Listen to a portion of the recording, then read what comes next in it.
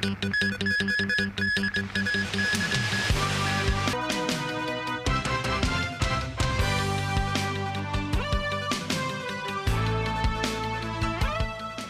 evening and thank you for joining us. CLP Power and Hong Kong Electric will lower their net electricity charges by 7.4% and 16% respectively next year because of lower fuel costs. This marks the first time in 7 years both power companies reduced their net tariffs despite rises in the basic tariff rates. Thanks to steeper declines in fuel prices, a reduction in the net electricity tariffs is on the way starting January next year. CLP Power will adjust the basic charge upward by 3.1%, while Hong Kong Electric will raise it by 4.4% next year. But the lower fuel adjustment charge will help slash next year's net tariffs. CLP will cut the net charge by 7.4% year-on-year, while Hong Kong Electric down 16%. Mr. Wong here lamented how the electricity bills that racked up to more than $1,000 have eaten into much of his living expenses. Mr. Chan meanwhile said the electricity charges in Hong Kong are lower than countries such as the UK. Ms. Lee, the manager of this lighting shop, said electricity costs set them back $40,000 every month. She hopes the power companies could further reduce the rates to ease their burdens. The government said when scrutinizing the 5-year development blueprints from the power companies, the administration will only greenlight necessary local capital investment proposals because of plans to import more clean energy from the mainland. We plan to import more clean energy in the future, and therefore the government would contain the local generation investment by the two power companies. After careful deliberations, the total capital expenditure for the new development plans are both lower. The government also reached a consensus with the power companies on the interim review over the scheme of control agreements. Among the new measures proposed is a special rebate mechanism during energy crises. That's when surges in fuel costs lead to more than 10 or 20% increases in overall electricity bills compared with the charge in January that same year. Special rebates will then be offered to households in need. In the event of an extensive power outage, a new reward penalty mechanism will be in place. Stepped up transparency, too, to disclose relevant information to the public. The government expects these new measures will take effect early next year. Taikonaut Chen Dong from the Shenzhou 14 mission said he hopes to see a Hong Kong or Macau payload specialist working in the mainland space station soon. Chen's comment came as a delegation including manned space taikonauts began a 4-day trip to the city. Mo Sinai reports. The city's airport was buzzing with excitement on Tuesday as a delegation including mainland taikonauts began a 4-day visit to the SAR. Liu Bomin, who was involved in the Shenzhou 12 mission, Wang Yangping from the Shenzhou 13 mission, Chen Dong from Shenzhou 14, and Zhang Lu from Shenzhou 15 have traveled to the city. Chief Secretary for Administration Eric Chen arrived at the airport to greet and meet the group. At the Rifle Hall, meanwhile, a group of primary school students holding flags awaited the taikonauts. Some expressed their excitement about seeing the 4 space crew members. This girl said she wanted to meet Chen Dong because he had planted plants in space. Speaking to the press, Chen Dong said the taikonauts would like to see a Hong Kong or Macau payload specialist on board a mainland station in the near future. Meeting a taikonaut may be a once-in-a-lifetime opportunity for many Hong Kongers. In Tsuen Wan, a long queue could be seen outside the Home Affairs Inquiry Center, where people flocked to obtain free tickets for a variety show at the Hong Kong Coliseum, which is set to take place on Wednesday as a welcoming event for the space delegation. Demand for tickets was also high in Wan Chai. This man said he must seize the chance to watch the show because the achievements of the mainland taikonauts are outstanding. Among the 4 taikonauts, 3 have visited the city before. Ms. 9, TVB News. In the U.S., a man pleaded not guilty to attempted murder in connection with a weekend shooting of 3 college students of Palestinian descent in Vermont. That attack is being investigated as a possible hate crime. More from NBC News. 48-year-old Jason Eaton pleaded not guilty today to attempted murder, accused of shooting 3 U.S. college students, all Palestinians, in Burlington, Vermont, visiting family for Thanksgiving. This horrific, unprovoked attack was a tragic violation of the values and character of this welcoming, inclusive community. The family says Tahsin Ali Ahmed, Hisham Awartani, and Kenan Abdelhamid were out for a walk, chatting in Arabic and English. Two of them were wearing keffiyehs, traditional Arab scarves. According to the affidavit, Abdelhamid told police a man in a hoodie walked toward them and pulled out a pistol and started firing without saying a word. All three were shot. They're all stable, but Hisham the prognosis is that it's very likely that he won't be able to walk again. Hisham's parents spoke with NBC News' Aaron McLaughlin today at their home in the West Bank city of Ramallah. It was a vicious crime, and it will change my son's life.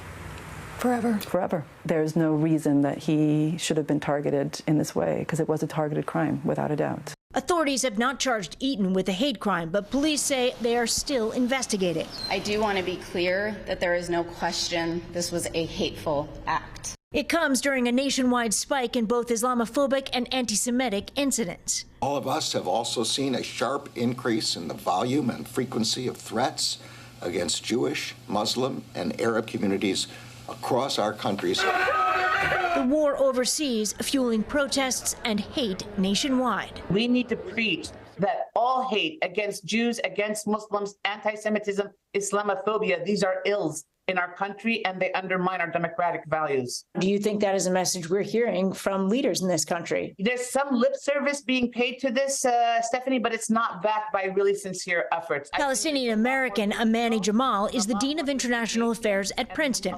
She went to the same high school in the West Bank as the three young men. These students are me 30 years ago.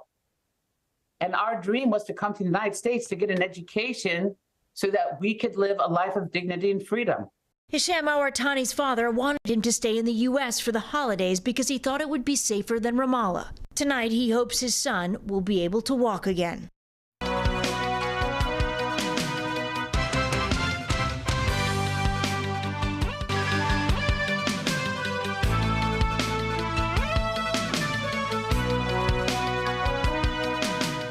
Welcome back. A diplomatic spat has erupted between Greece and Britain after the UK cancelled a planned meeting of their prime ministers in London.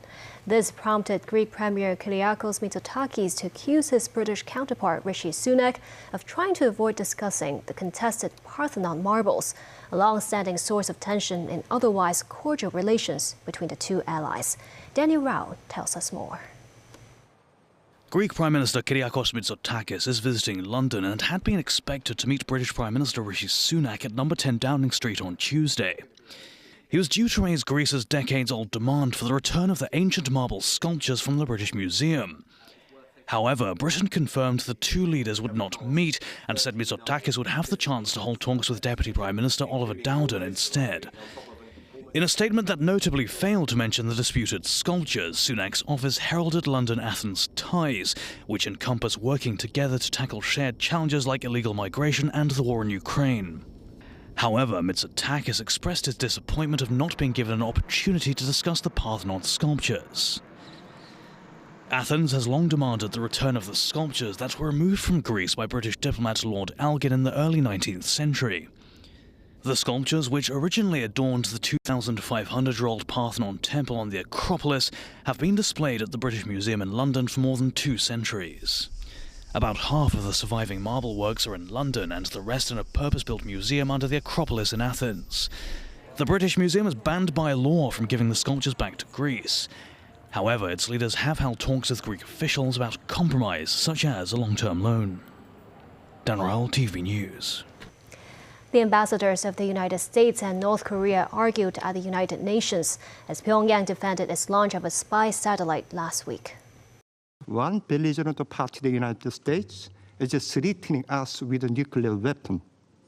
It is a legitimate right for the DPRK as another belligerent party to develop, test, manufacture, and possess weapon system equivalent to those that the United States have already possessed and or developing right now.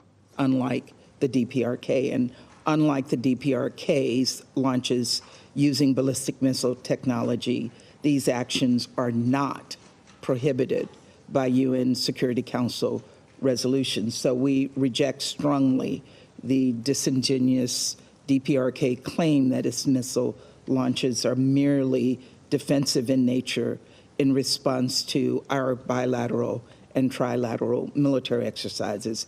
Finland may take more measures to stop an unusually large increase in asylum seekers crossing the border from Russia, in what the country and its allies say is an orchestrated move by Moscow. Some 900 asylum seekers have entered Finland from Russia in November. According to the Finnish border guard, this is an increase from less than one per day previously. Finland's Prime Minister Petteri Orpo told a press conference further measures could be taken if the situation does not improve. The country has already closed all but one entry point along its border with Russia, but is still expecting more migrants to arrive. Finland says Russia is funneling the asylum seekers to the border in retaliation for Helsinki's decision to increase defense cooperation with the United States by joining NATO in April. The Kremlin denies the Finnish accusations. The 24-kilometer-long Shenzhen-Zhongshan link in the Greater Bay Area was completed on Tuesday.